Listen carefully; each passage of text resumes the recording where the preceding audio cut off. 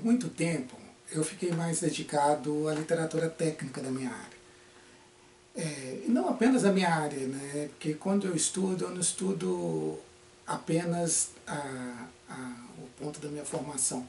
Eu sempre acredito que monocultura e subdesenvolvimento caminham juntos, né? Então, eu fiquei anos mais dedicado a estudos de filosofia, história, geografia, arquitetura, psicologia, educação. E continuo estudando, isso não deixou de fazer parte da minha vida, mas eu senti que eu me afastei muito da área da literatura. Não que eu não lesse literatura, mas eu fiquei bastante ausente das novidades que aconteciam nesse campo, né? Então, assim, dentro da literatura nacional, eu tenho especial paixão por Érico Veríssimo, por exemplo. O nome da minha filha veio de Olhar os Íris do Campo, que eu li quando eu tinha 13 anos de idade, né, de Érico Veríssimo. O Tempo e o Vento, também, de Érico Veríssimo, foi um divisor de águas na minha vida de leitor. Jorge Amado, Drummond, Manuel de Barros, Manuel Bandeira, Lígia Fagundes Telles, Cecília Meirelles, todos esses autores nacionais habitaram meu coração e eu adquiri obras, li muita coisa deles, mas eu fiquei muito ausente do que se produzia nacionalmente no Brasil. A literatura nacional contemporânea não era algo pelo qual eu transitava e nem conhecia. Só que de 2 anos para cá, eu voltei com muita força ao encontro da literatura mundial, tá? E principalmente literatura nacional contemporânea. E foi com muita surpresa que eu encontrei alguns autores que muito me impactaram pela qualidade narrativa, pela qualidade da reflexão, pela qualidade das histórias, e me encantaram, que eu gostaria inclusive de partilhar com vocês aqui alguns desses encantos. Não todos, porque são vários autores, e eu peguei só ao menos alguns, né, para trazer algumas sugestões de encontro com essa literatura nacional contemporânea, né. Um desses autores, ele se chama Marcelo Maluf, e ele escreveu esse livro aqui chamado A Imensidão Íntima dos Carneiros. Esse livro me chamou muita atenção, primeiro pela capa, né? Eu achei ela muito bonita, olha. Eu achei ela muito bonita, muito instigante, né?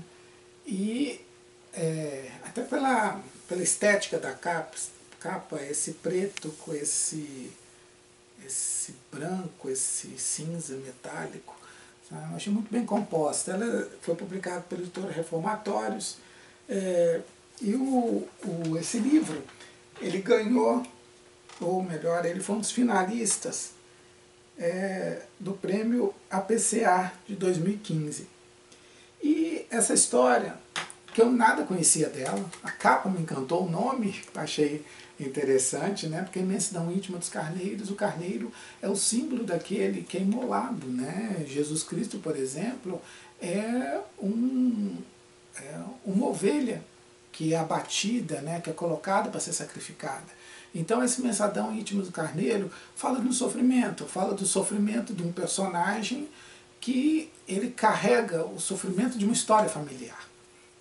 E essa discussão sobre essa superação desse sofrimento, e ele conta aqui a história de algumas gerações antes dele, a começar pelo, se não me engano, bisavô dele, e como um problema ele é passado nas gerações e ele tem a urgência de ser resolvido, de encontrar algum tipo de solução para a tensão que atravessa.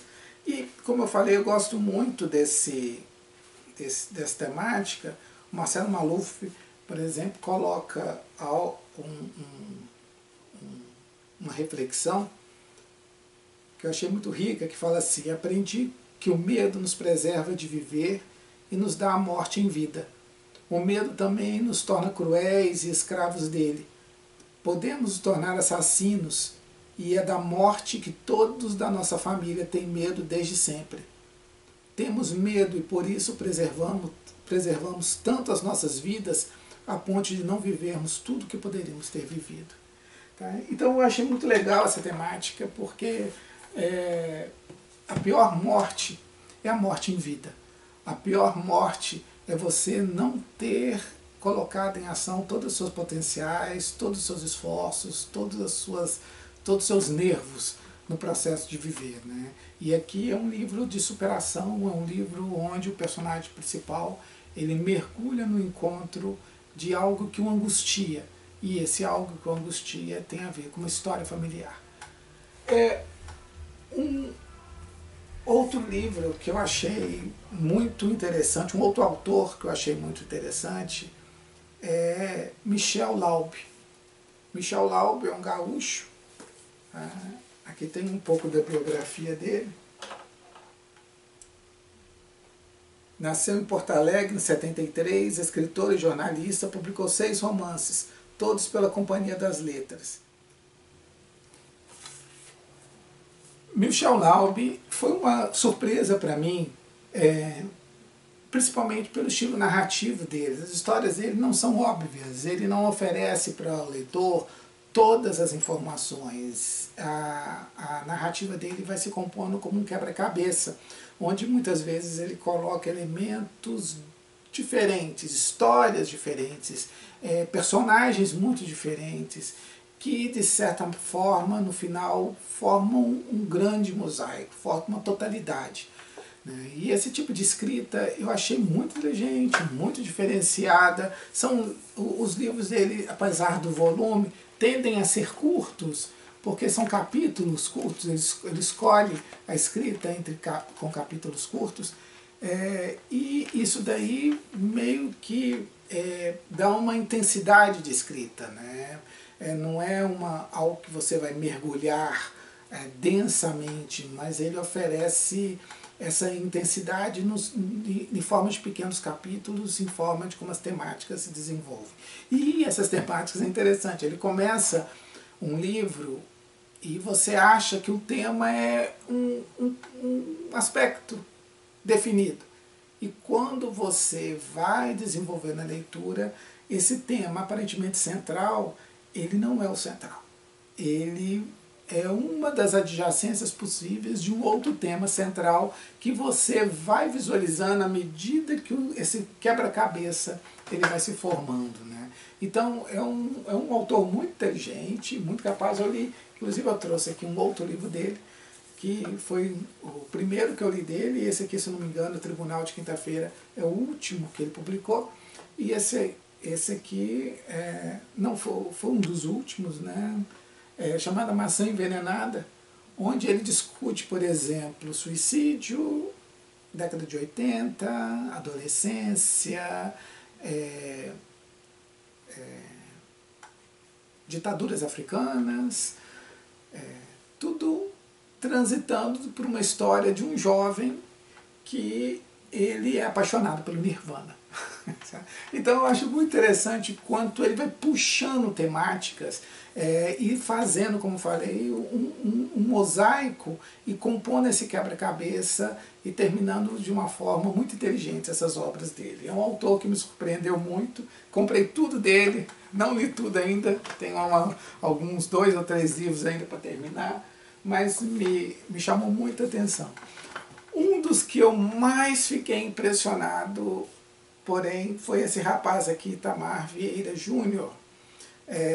Itamar Vieira Júnior, ele nasceu em Salvador, em 1979, é geógrafo e doutor em estudos étnicos africanos pela Universidade Federal da Bahia. Publicou os livros de contos Dias e Oração do Carrasco, que foi finalista do Prêmio Jabuti, além de outros textos ficcionais e diversas publicações nacionais e estrangeiras. Itamar Vieira Júnior foi um autor que eu descobri também acompanhando canais de YouTube. Quando eu li Tortarada eu não sabia nada dessa obra, mas foi uma das obras mais impactantes nos meus últimos anos de leitura em termos da literatura contemporânea nacional. É um livro que eu até já fiz um vídeo só para ele aqui, e eu acho que vale muito a pena a leitura. É uma leitura que também atravessa muitas temáticas, muitas camadas, mas é uma leitura muito rica, muito envolvente, muito inteligente, né? Ela é muito. Sabe? É um livro que eu só tenho superlativos para ele. É uma obra que, se eu fosse indicar para qualquer pessoa, independente dos seus gostos literários, eu indicaria Torto Arado. Dentro da pegada regionalista de Torto Arado, eu também li há um tempo atrás esse livro aqui chamado A Cabeça do Santo. Comprei no Sebo, não tinha, as livrarias não tinham, aí ele veio com uma jaqueta que se perdeu no que eu comprei. Mas é um livro escrito por Socorro Acioli, não a conhecia também. Isso, e ele conta um pouco sobre a vida de um rapaz que ele parte em busca do pai dele. Um pai que ele não conheceu, e ele vai à procura do pai na casa de uma avó também que ele não via, sabe? Que ele não conhecia, que ele não convivia. Sabe? Depois da morte da mãe, ele vai para essa peregrinação e ele acaba parando numa cidade onde tem um santo decepado, né? Uma estátua de um santo e que a cabeça está separada do corpo, uma estátua gigantesca. E nós somos apresentados a história dessa cidade, a história desse santo e também a história desse rapaz com a família dele. É um livro de realismo fantástico, e Socorro Acioli, ela fez um tipo de seminário, um grupo de estudos com Gabriel Garcia Marques, e me parece que Cabeça de Santo foi esboçado ainda durante esse seminário. É um livro, como falei, de realismo fantástico, mas eu achei muito interessante, muito bom de ler, sabe? Muito agradável a leitura. Outro também de literatura nacional contemporânea e escrito por mulheres foi esse que li recentemente, chamado A Vida Invisível de Eurídice Gusmão.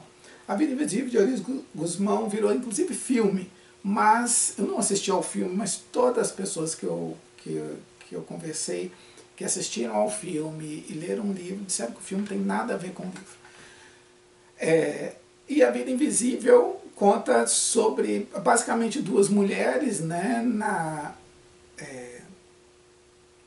no período de 40, 50, deixe-me ver aqui,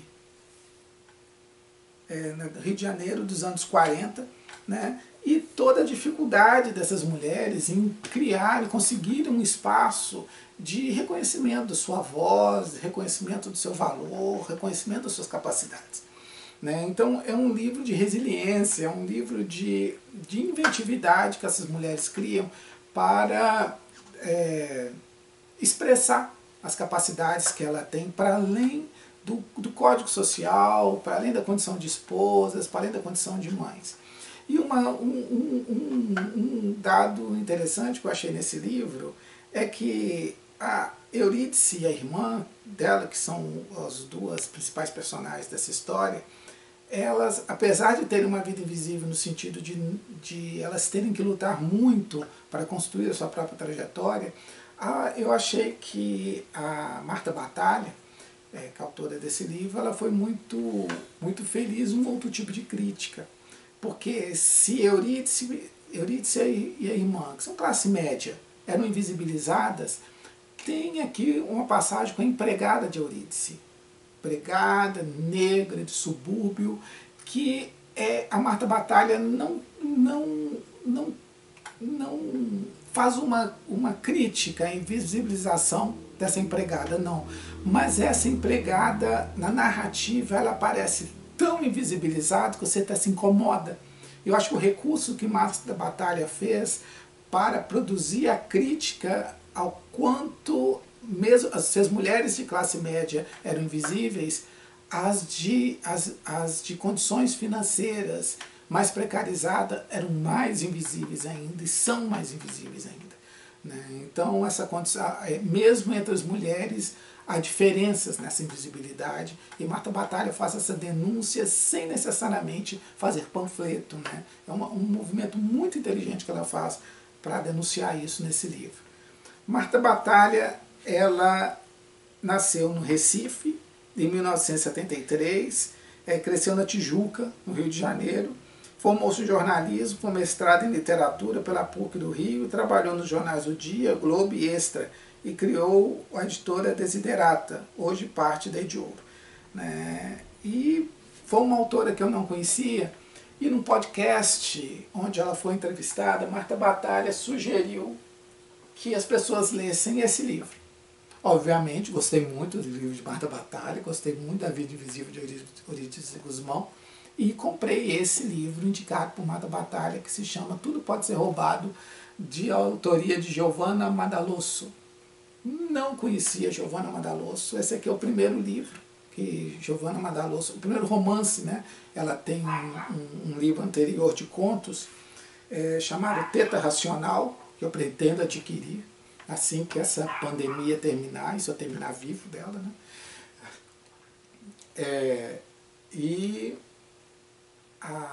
Eu li esse livro, li até recentemente, foi o último livro que eu terminei a leitura, e eu achei fabuloso, fabuloso, muito inteligente, uma narrativa muito criativa. Tá? Martha Batalha, ela acertou em indicar esse livro, e que é uma história de uma garçonete que ela se envolve em roubos, né?